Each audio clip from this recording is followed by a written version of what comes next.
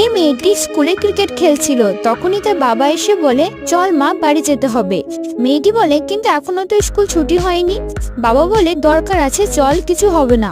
মেয়েটি বলে, আমি আর একটু ব্যাটিং করে নি, তারপর যাব। কিন্তু বাবা বলে, পরে ব্যাটিং করবি, চল আগে। তাই মেয়েটি তার বাবার সাথে বাড়ি যেতে লাগে। বাড়ি যেতে যেতে মেয়েটি বলে, বাড়িতে কি হয়েছে বাবা? তখন তার বাবা বলে, তোকে দেখতে আসবে। তখন মেয়েটা বলে, কেন বাবা? বাবা বলে, তোর বিয়ে ঠিক করেছি তাই। মেয়েটা বলে, আমি বাড়ি যাব না। বাবা বলে, কেন করছিস মা এরকম? মেয়েটা বলে, আমি বিয়ে করব না, আমি পড়বো, এটা স্কুলে সবাই শোনে। তখন বাবা বলে, আচ্ছা পড়বি, কিন্তু এখন তো চল। তখন পিয়ন বলে, ওর তো এখনো 18 হয়নি। তখন বাবা বলে, হয়নি তো কি হয়েছে, হয়ে যাবে। তখন মেয়েটা বলে, কবে হবে কাকু?